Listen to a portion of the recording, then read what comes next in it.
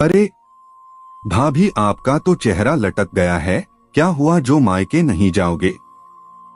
देखो, मेरी फाइनल की परीक्षाएं हैं और मम्मी के घुटनों में दर्द रहता है, और जब भाभी घर पर हो तो ननद को आराम मिलना ही चाहिए। आप कहीं नहीं जाएगी, आप चली जाएंगी तो घर का काम कौन करेगा? अपना मायका भूल जाओ, अब ससुराल आपके लिए सब कुछ है।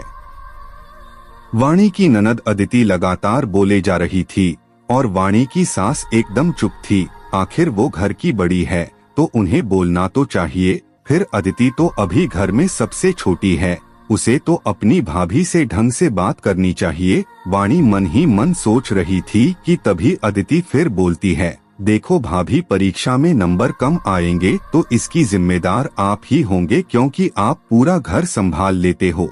अगर आप ही घर से चली जाओगी तो मम्मी काम करेगी और मुझे उनकी मदद करवानी होगी, तो मैं पढ़ूंगी कब?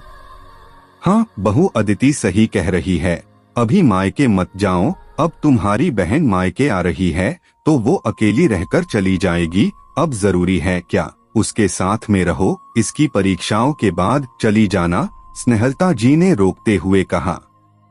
वाणी समझ गई थी कि अब वो दीदी से मिल नहीं पाएगी। दीदी दूर से आ रही है और अभी उनके बच्चों की छुट्टियां हैं। उसका बड़ा मन था कि वो उनके साथ रहें। दीदी 2 साल में एक बार ही तो आती है। अब जब स्नेहलता जी और अदिति ने मिलकर फैसला सुना दिया है तो ये फैसला तो उसके पति संदीप को हर हाल में मानना होगा, क्योंकि वो अपनी माँ और बहन के हर फैसले में अपनी मूक सहमति दे देते हैं। उसके खिलाफ वो कभी नहीं बोलेंगे। अदिति की परीक्षाएं तो बस बहाना है, अभी उसमें 1 महीना है, लेकिन जब से वो इस घर में आई है उसकी कार्यकुशलता ही उसकी दुश्मन बन गई है।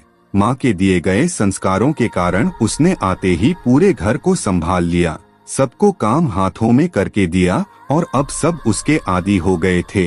घर के हर छोटे से लेकर बड़े काम के लिए वाणी को ही पुकारा जाता था, यहाँ तक कि सबके चाय पीने के बाद जूठे कप उठाने के लिए भी वाणी को ही आवाज दी जाती थी।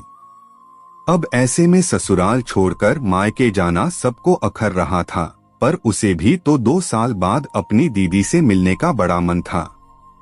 आज सुबह ही पापा का फोन आया था कि समधन जी, वाणी की बड़ी बहन आई हुई है तो उसे भेज दीजिएगा, कुछ दिन बहनें साथ में रह लेंगी। ये सुनते ही स्नेहलता जी से पहले अदिति ने अपना फैसला सुना दिया और परीक्षाओं की चर्चा छेड़ दी। अभी 2 साल पहले ही वाणी की शादी संदीप से हुई थी। दोनों की शादी पारिवारिक सहमति से हुई थी। वाणी हर तरह से घर के कामों में दक्ष थी।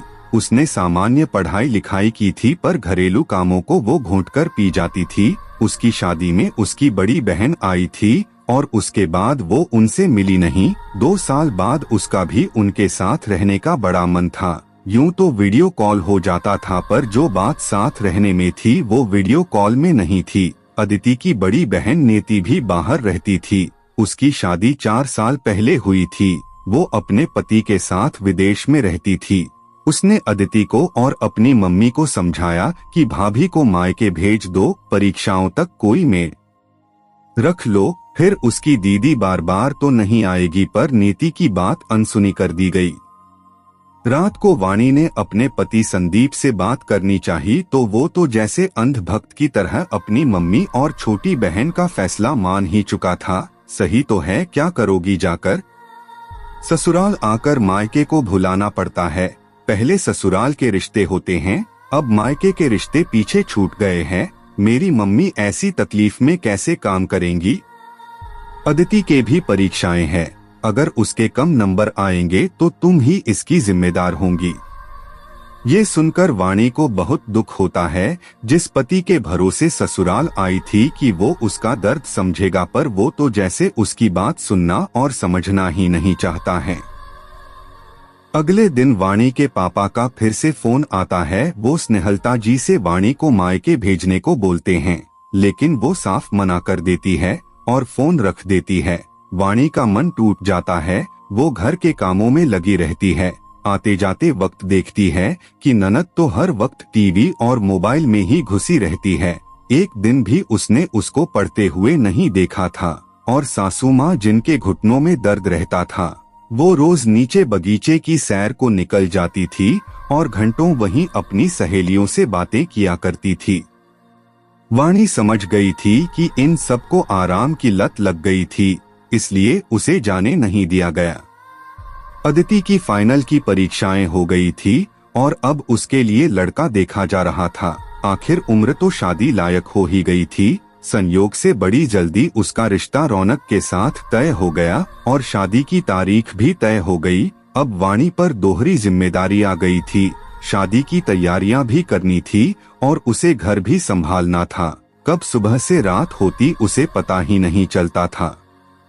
अदिति की शादी के लिए लगभग सभी तैयारियां हो चुकी थी और शादी के दिन नजदीक आ रहे थे। नियति भी अपने बच्चों और पति के साथ विदेश से आ गई थी। दोनों बहनों में बड़ा प्यार था, बस एक अंतर था। नियति जहां अपनी भाभी की हर तकलीफ समझती थी, वहीं अदिति को अपनी भाभी को परेशान करने में मजे आते थे। जब भी वाणी को मायके जाना होता था तो नियति उसे भेजने को कहती और अदिति अपनी मम्मी की आड़ में उसे मना कर देती। एक रात दोनों बहनें बात कर रही थी तो नियति ने समझाया कि वो भाभी के साथ ऐसा व्यवहार क्यों करती है। मायके जाना हर लड़की का अधिकार होता है। फिर शादी के बाद मायके से रिश्ते तो खत्म नहीं हो जाते हैं, पर मायके भी है।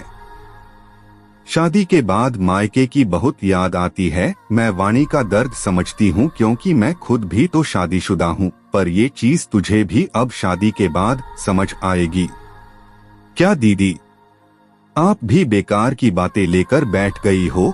रौनक मेरी हर खुशी का ध्यान रखते हैं। मैं जब भी कहूँगी मुझे यहाँ लेकर खुद आ जाएंगे। मेरी तो सास और ननद भी बहुत अच्छी है। मेरे साथ ये सब नाटक नहीं होंगे। हाँ मेरी बहन, काश तेरे साथ यही सब हो। तुझे मेरे और वाणी की तरह ससुराल वालों के दबाव में रहना नहीं पड़े। अदिति की शादी हो जाती है। शुरू में उसे सब अच्छा लगता है और वो जल्दी जल्दी मायके आ जाती है, पर जैसे जैसे वो अपना घर संभालती है, सारी जिम्मेदारी उस पर डाल दी जाती है।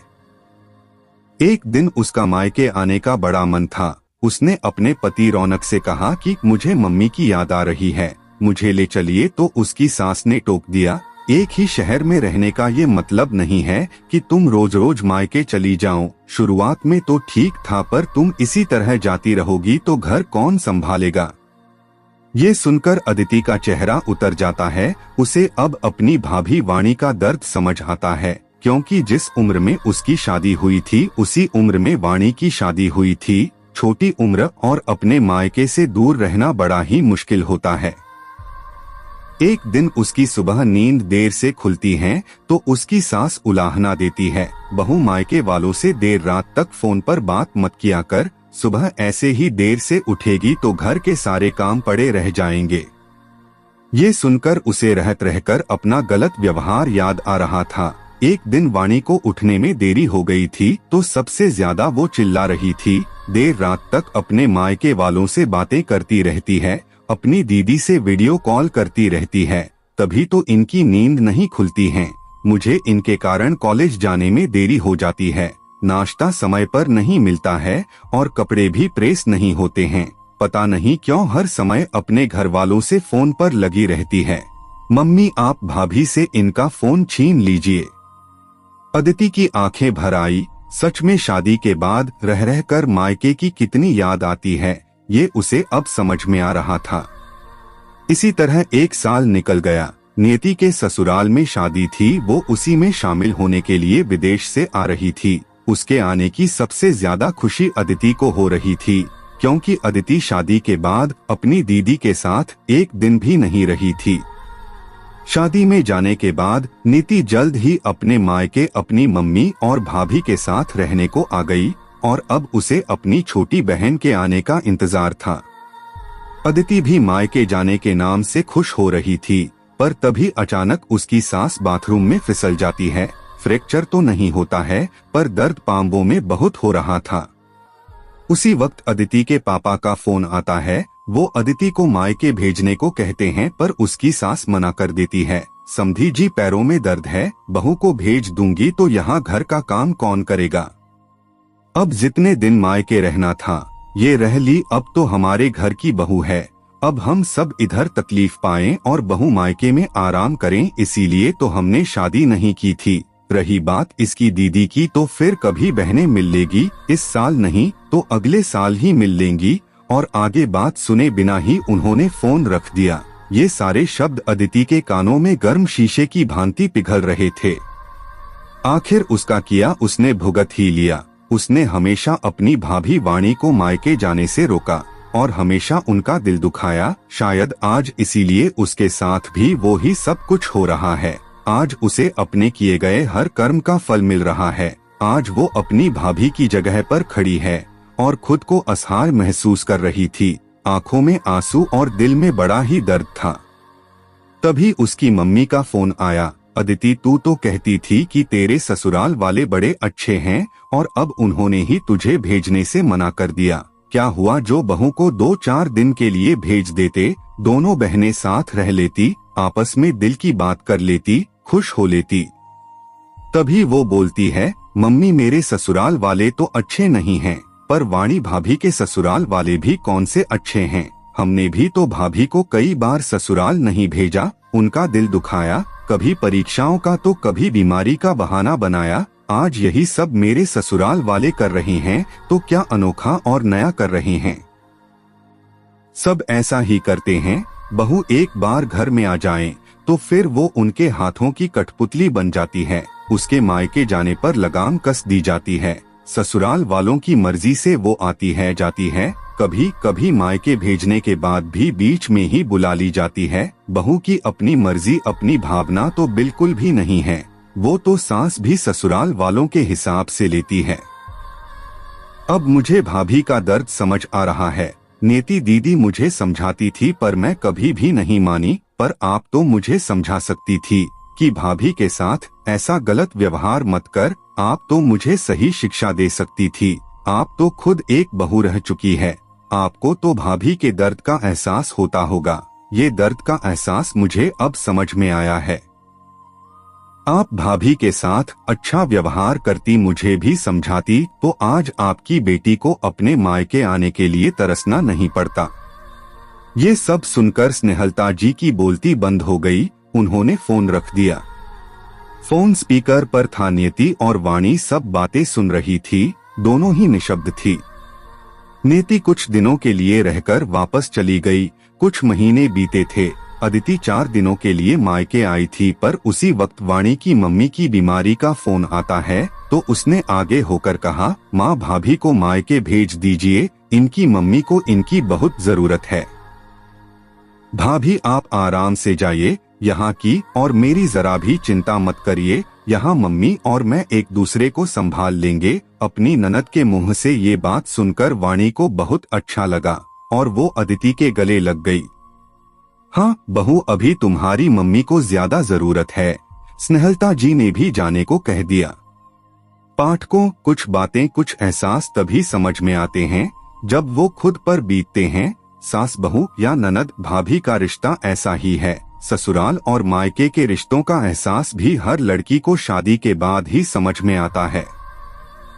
आपको कहानी कैसी लगी? कमेंट करके बताएं और ऐसी कहानी सुनने के लिए चैनल को सब्सक्राइब कर लें।